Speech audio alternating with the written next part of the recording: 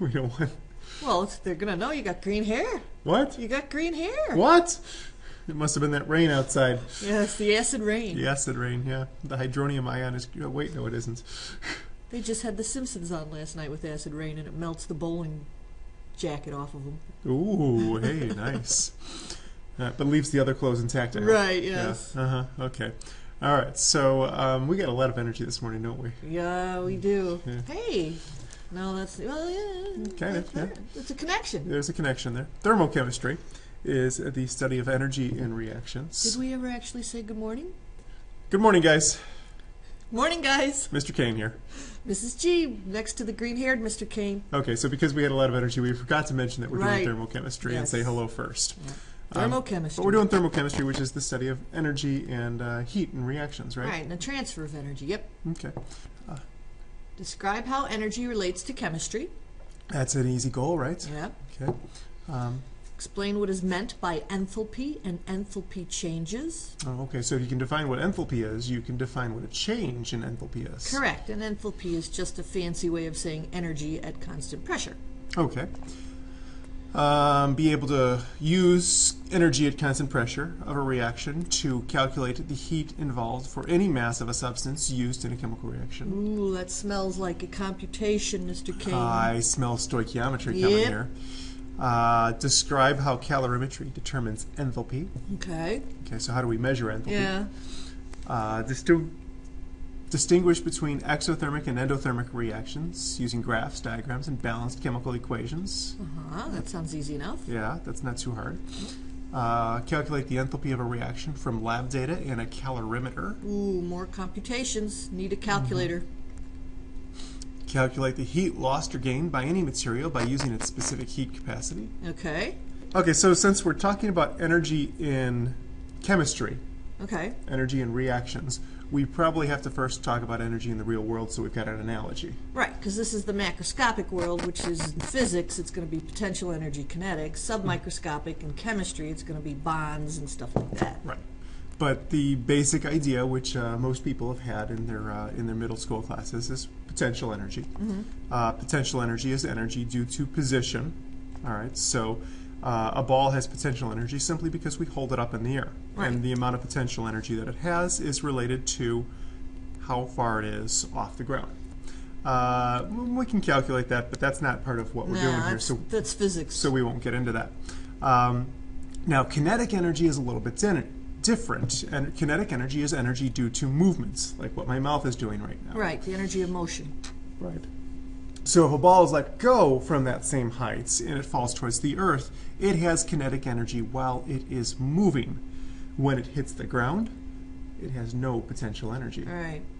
And isn't all the potential energy transferred to kinetic, right? With some loss to friction and stuff like that. But the main idea is a transfer of, not a gain or loss of excess, just a transfer of. Right. The amount of kinetic energy the ball had while it was falling was equal to the amount of potential energy that it had while it was held above the ground. Right. Okay.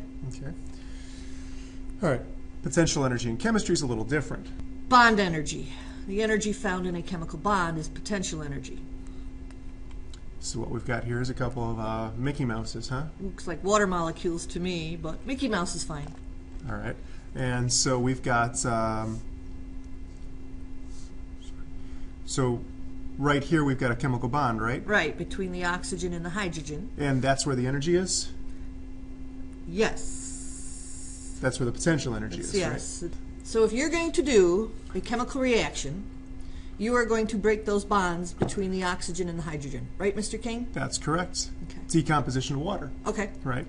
So if we decompose water, you break those bonds between hydrogen and oxygen, and the atoms rearrange. They form new ones, new bonds. They form new bonds, and that new bond turns out to be found here, here, and here. So we've got 3 new bonds formed from 4.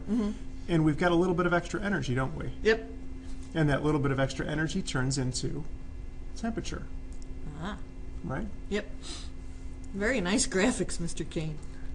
And if they weren't wiggling, you wouldn't know that there was temperature there. Okay, so there's a form of, in other words, there's a form of potential energy and kinetic energy in chemistry. Potential energy is the energy of the bonds. Kinetic energy is the energy of the motion, of the vibration of the molecules, right? Correct. Okay. Okay, so temperature is a measure of kinetic energy, and heat is the transfer.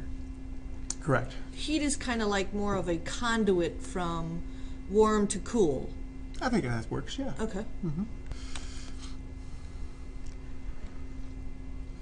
All right, so heat can be transferred from one substance to another, which is part of the first law of thermodynamics.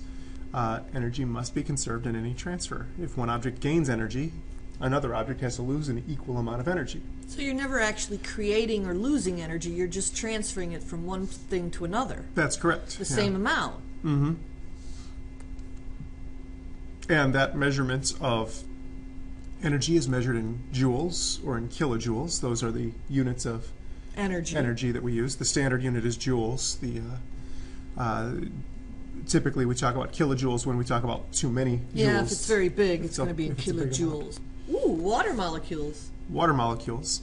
Notice the distance between them isn't very great, but they are vibrating a bit. So they got to be liquid water molecules, correct? They're not switching places, though. Oh, yeah, they're not flowing. So what is that, ice then? This must be solid, yeah. Ooh, ice. So we check the temperature, 157 degrees Kelvin.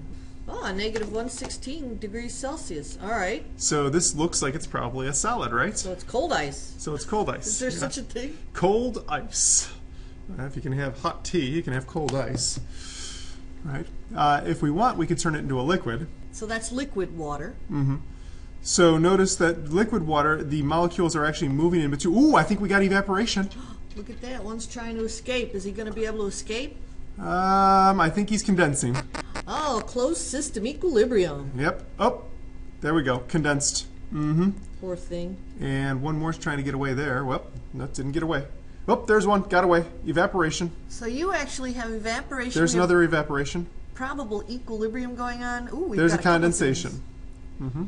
That's kind of neat to show that they escape like that. But we've got a nice fluid here, right? Yep. And the point of this is that at a higher temperature, at 328 degrees Kelvin. 55. Okay, so 55 degrees Celsius. Yep. So this is kind of hot, right? Yeah. And 55 degrees is much higher than room temperature. Yeah, it is. Now, if we want, we could turn this into a gas by just hitting the gas button here. 809. 809. This is definitely hot water. It's 536. Yeah, that's right? That's hot stuff. Yeah. Uh-huh. This is definitely very, very, very, very hot steam, right? Yeah. And as steam, the big difference is that A, they're moving faster, but B, they're also farther apart from each other, right? And when they hit each other, they actually bounce. Yeah. All right. Temperature. A measure of the average kinetic energy of particles. So, of course, the higher the temperature, the faster they're moving. Right. Yeah. The higher the temperature, the faster they're moving. If you kind of cross your eyes at that picture in the corner there, you're going to get a good idea what temperature is, what the temperature of the system is. Now, some of those molecules are moving faster than others, so it's not the average temperature unless you cross your eyes at it. Don't try and concentrate too hard. All right. Heat always transfers from areas of high temperature to areas of lower temperature. Okay, heat transfers from warm to cool. All right, so we're going to talk about enthalpy today, a little bit more in depth. Enthalpy is the total energy of the system. It has a symbol of H. Mm-hmm. Capital H. Yes. And there's no way to know about all of the energy in a system, because if you're going to know about all the energy in a system, you're going to know about all the electrons. Yeah, it's really hard to measure the individual energy of each substance in a reaction. Right. But we can measure a change in energy. Right. I'm sorry, the change in enthalpy. And we abbreviate that with a delta capital H. Right. It's usually going to be the energy of the products minus the energy of the reactants. Right, which makes it easy to do the calculation. Delta H, the change in energy, is measured in kilojoules traditionally. Yeah, because traditionally we're talking about lots of energy. Yeah. Right? And we've got a good example of a energy change here.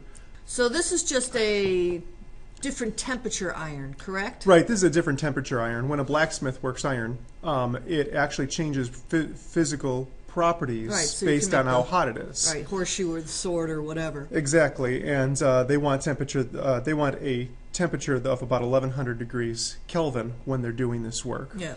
And it turns out to be from about room temperature iron to about the right temperature iron. Turns out to be about 20.1 kilojoules of energy.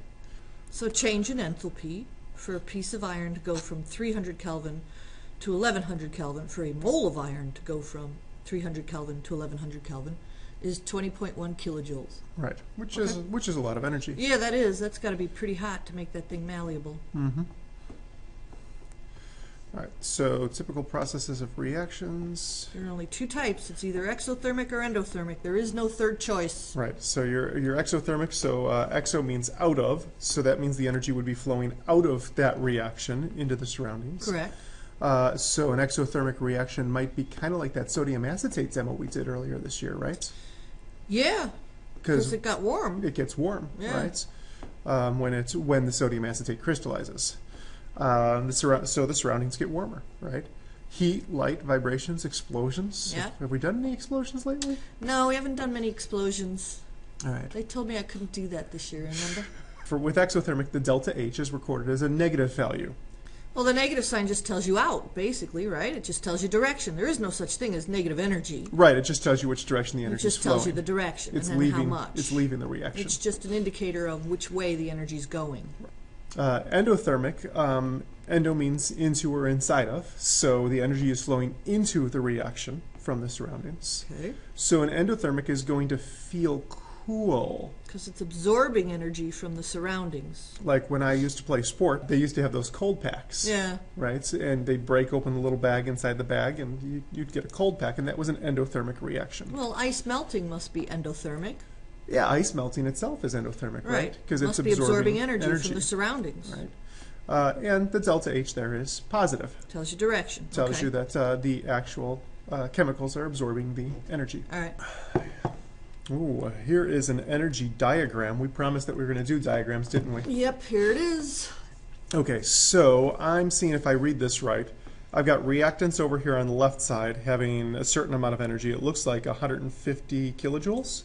Yes, we'll go with that. All right. So reactants on the left, products on the right. And I'm seeing products over here, and they look like they've only got about, let's say, 50 kilojoules. 50, yeah. So what's my delta H here? Well, delta H is usually going to be equal to the energy of the products minus the energy of the reactants. Okay, so products minus reactants. 50 minus 150. Notice you're going to get a negative value. You're going to get a negative 100 kilojoules. So this system is exothermic. Right, because negative energy is exothermic. What the heck is this up here? It's it has to gain some energy before it loses? It has to get over an energy hill, which is called an activation energy. Okay, so that's activation energy? Uh-huh. And that's the minimum amount of energy that the reactants have to get over to become products. Oh, okay. So, in other words, if I want to start some gasoline on fire, I have to give it a match. Yes. Right. And what's this C here? C is enthalpy. Right. So that is actually what the change in enthalpy is. Correct. That's what you just calculated. So that would be my 100 kilojoules. Let's see if we can predict the next one. Oh gosh, this is a hard one. This is better than a 50-50 shot if we got one right? The last one was exothermic. There's only two options. I'll bet this is going to be endothermic. Well, let's figure it out. Let's figure it out logically. The reactants start at 100 kilojoules, right? And they're on the left again. And the products are, I'm just going to call it about 300, yeah. Right? So the products are about 300. So you said that delta H is calculated as H of the products minus H of the reactants. So products minus reactants. So it's about 300 minus 100. So delta H is going to be about 200, and I get a positive number this time. Correct. So positive values of delta H turn out to be endothermic. Right, because it's going to take more energy to break the reactants than to make the products. That means you're going to have an external source there. Mm-hmm. Something to put into the reactants. Electricity, fire, a match, whatever. And it looks like this one also has a certain amount of activation energy. Yeah, that one has a big activation, way bigger than the last one. Activation energy. So this stuff is pretty stable then if it needs a lot of activation energy. And the point of this one's going to feel cold too at the end. It's not going to feel hot because it's storing energy. It's absorbing energy from the surroundings. That means the surroundings get cold. Right.